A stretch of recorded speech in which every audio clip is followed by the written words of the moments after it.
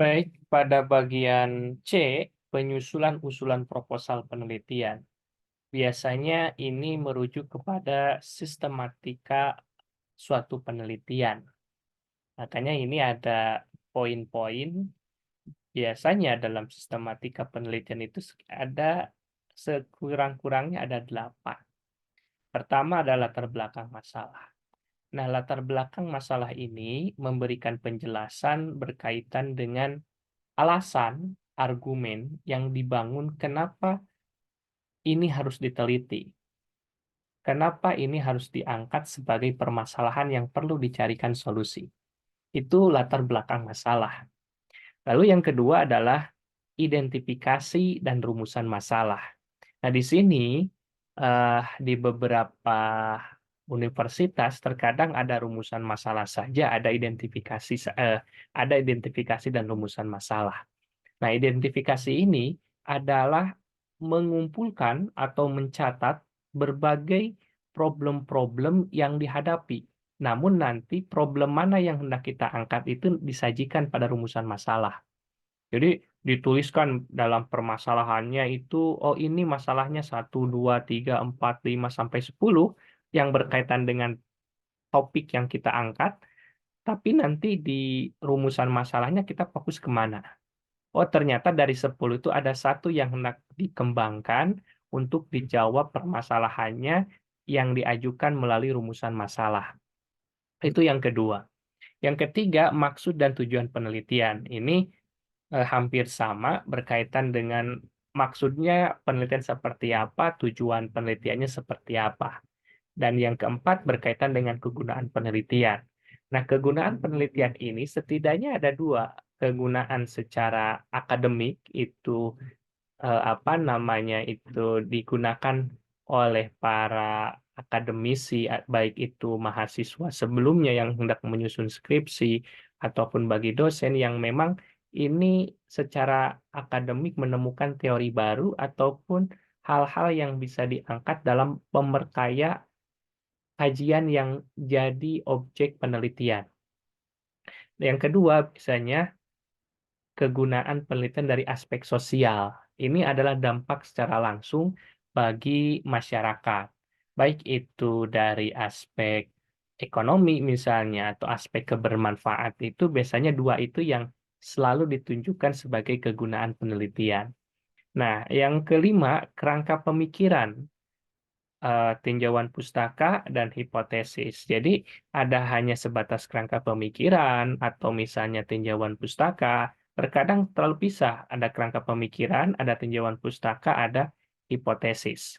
Nah, jadi, ini tergantung nanti universitas yang memberikan panduan berkaitan dengan penempatan kerangka pemikiran, tinjauan pustaka, dan hipotesis. Nah, untuk kajian sosial itu hipotesis itu hampir tidak digunakan, hanya sebatas kerangka pemikiran dan tinjauan pustaka. Namun untuk kajian apa namanya itu kajian sains eksak, hipotesis ini hampir selalu digunakan. Itu salah satu bedanya. Nah, lalu ada namanya metode penelitian. Tentu metode penelitian ini, langkah-langkah ininya terkadang berbeda-beda, dan ini adalah langkah penelitian yang menunjukkan aspek eksak, aspek yang menunjukkan kuantitatif. Ada tempat dan waktu penelitian, lalu ada populasi dan sampel sebagai penelitian survei. Jenis data dan sumber data ini selalu ada dalam kualitatif atau kuantitatif. Ada teknik pengumpulan data, rancangan pengujian hipotesis, atau kalau dalam kualitatif itu teknik analisis datanya. Operasionalisasi variabel ini biasa di kuantitatif, kalau di kualitatif itu adalah definisi operasional. Nah, ini ya definisi operasional. Operasional.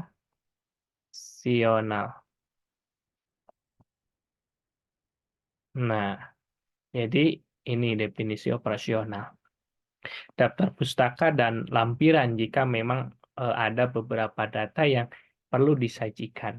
Nah, itu penyusunan dari usulan proposal penelitian. Namun kita coba highlight, ini dari kerangka pemikiran ya. yang nomor 5 dari kerangka pemikiran ini, kita coba lihat. Nah ini, tinjauan teoritis atau tinjauan pustaka atau kerangka pemikiran dan hipotesis. Ini biasanya yang selalu membuat bingung para mahasiswa S1, seperti apa sih kerangka pemikiran atau tinjauan pustaka atau tinjauan teoritis. Itu istilahnya beda-beda tergantung dari universitas. Kalau kita lihat dari penjelasannya, kerangka pemikiran adalah argumentasi dukungan dasar teoritis dalam mengantisipasi jawaban terhadap masalah yang dihadapi. Sumber teori-teori tersebut diambil secara selektif dari khazanah ilmu pengetahuan berupa literatur atau kepustakaan, majalah ilmiah yang penting sebagai sumber informasi mutakhir tentang hasil penelitian dan perkembangan metode serta teknik penelitiannya. Hasil penelitian dan perkembangan metode serta teknik penelitiannya, laporan berbagai forum pertemuan ilmiah, laporan berbagai lembaga penelitian atau berupa komunikasi pribadi dengan pakar-pakar dalam disiplin ilmunya.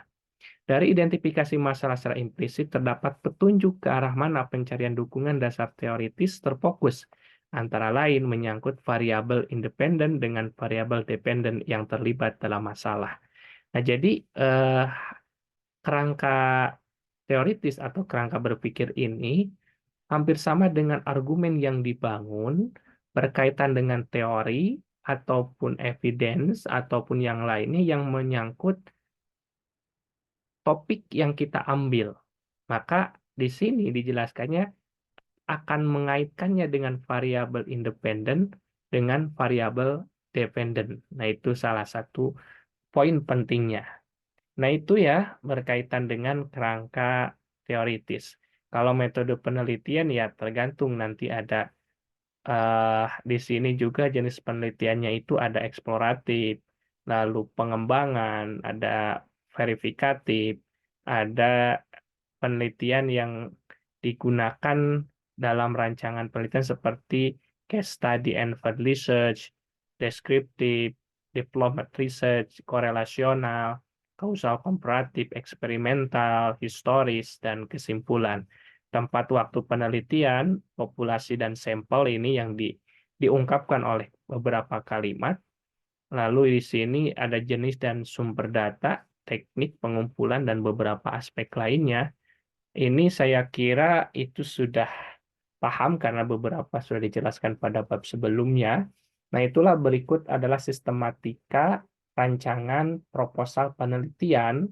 Ketika kita hendak menulis skripsi, tesis, atau disertasi, tentu akan beda sajiannya, namun substansi dalam proses penelitian itu adalah sama. Itu saja yang didiskusikan berkaitan pada bab 9 ya, tentang proposal penelitian.